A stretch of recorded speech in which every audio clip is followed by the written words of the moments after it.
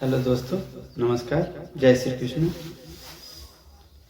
हमारे YouTube channel चिंता मुक्त चैनल में आप सभी का स्वागत है। तो आइए आज हम शुरू करते हैं श्रीमद् भागवत गीता का पहला अध्याय। शुरू करने से पहले एक बात हम आपको बता देना चाहते हैं कि कोई भी काम अगर पड़ा हो, बाकी है और आप प्लानिंग कर रहे हैं या कुछ सोच रहे हैं तो पहले सोचना छोड़कर पहले उस काम को शुरू कीजिए। क्योंकि सोचने से और बात विचार करने से कोई फायदा है नहीं। पहले अपने काम को ख़त्म कीजिए, उसके बाद समय मिले तो फिर सोचिए। मैंने पहले अपना काम शुरू कर दीजिए, उसके बाद काम खत्म होने के बाद ही कोई प्लानिंग या सोचिए। यानी कि पहले काम फिर बाद में सोचना है। जो अभी आपके पास तुरंत काम है प्रेजेंट में, तो पहले उस काम को कीजिए, उसके बाद सोचिए। मोबाइल भी देख रहे हैं तो आपके पास जो काम है ऑलरेडी, तो उस काम को पहले कीजिए, मोबाइल बाद में देखिएगा। हाँ तो दोस्तों, शुरू करते हैं आज का पहला अध्याय श्रीमद् भागवत गीता से। श्रीमद् भागवत गीता में जो पहला अध्याय है उसको सैन्य निरीक्षण कहा जाता है। सेनाओं का निरीक्षण मतलब सेनाएं किस किस पोजीशन में हैं और क्या क्या कर रही हैं, और इन्हीं सभी बातों का जो पहला अध्याय में दर्शाया गया है। तो इन सैन्य निरीक्षण में किसका कैसा कॉन्फिडेंस है, कौन क्या सोच रहा है, इसी के विषय में चर्चा की गई है। दुर्योधन के पिताजी वो सोच रहे हैं कि युद्ध की स्थिति क्या है, क्या हो रहा है वहां पे, इस बात को लेकर वो चिंतित है। वो संजय से पूछ रहे हैं कि संजय, मुझे जरा अपने दिव्य दृष्टि से देखकर बताओ कि कुरुक्षेत्र में क्या हो रहा है और उसकी जानकारी मुझे दो।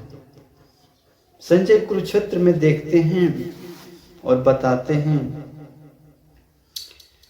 कि दुर्योधन फुल कॉन्फिडेंस में, दुर्योधन फुल कॉन्फिडेंस में है कि मैं यह युद्ध जीत रहा हूं। क्यों?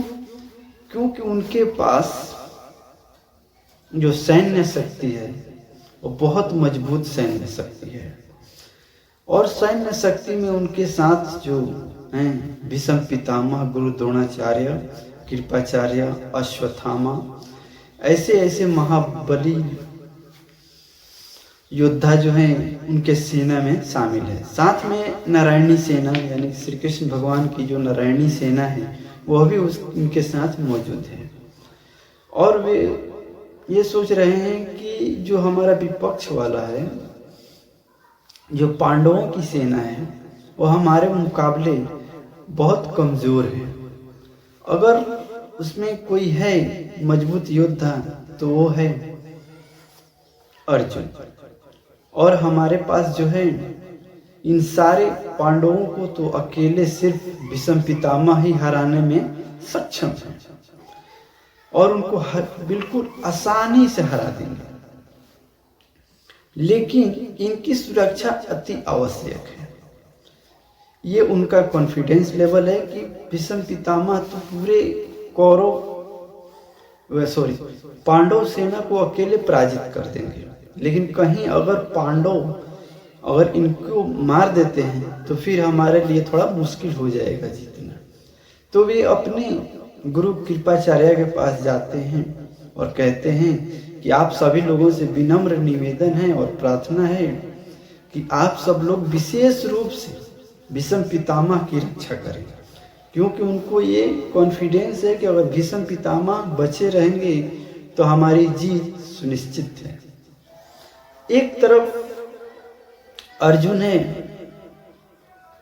जो अर्जुन सोच और संशय में पड़ा हुआ है कि मैं देखना चाहता हूं कि इस युद्ध में जो ये युद्ध चल रहा है, युद्ध की जो सामने खड़े हैं, इस युद्ध में कौन कौन से लोग आए हैं जो दुर्योधन का साथ दे रहे हैं।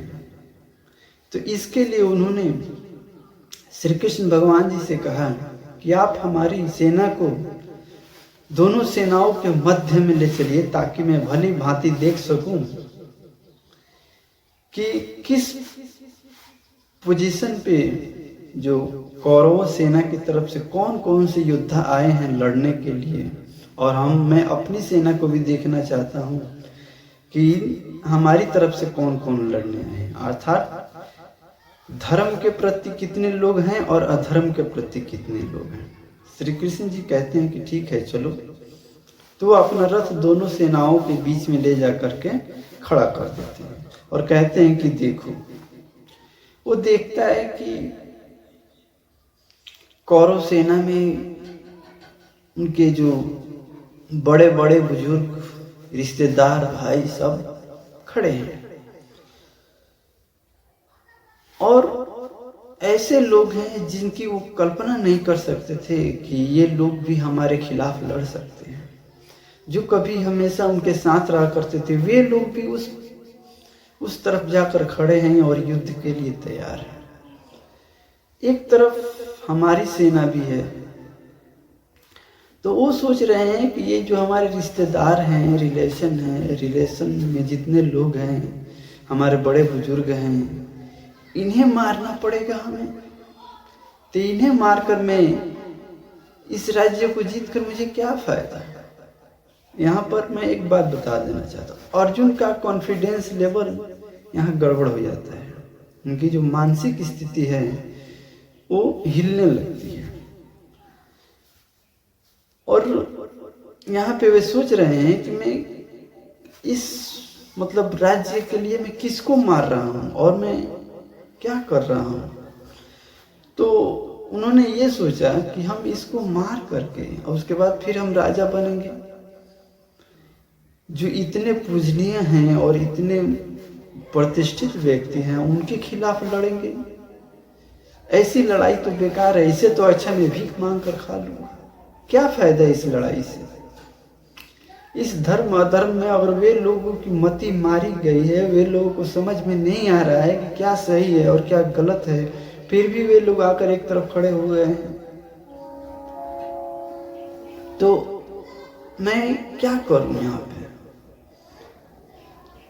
तो यहीं पे जो है अर्जुन का जो कॉन्फिडेंस लेवल है वो दो चार विचार धाराओं में, मोह माया में, अर्थात दया की भावना में उनका जो मन स्थिति है वो इधर उधर चला जाता है कि मैं करूं क्या।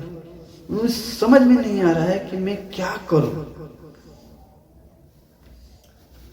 और इसीलिए वे क्या करते हैं, ये सब सोच करके लास्ट में अपना धनुष और बाण रख देते हैं। कहते हैं कि मैं इनको मारूंगा। नहीं, मुझे नहीं मारना, मैं भीख मांग कर खा लूंगा, मगर इनको क्या मारूंगा। भले इनकी मत्ती मारी गई या जो कुछ भी हो गया हो, लेकिन मैं इन्हें नहीं मार सकता, क्योंकि मैं तो बचपन से सुनते आया हूं कि बड़े बुजुर्गों को मारने से या फिर अपने ही कुल का नाश करने के लिए जो हम मारेंगे तो हमें नरक ही मिलेगा।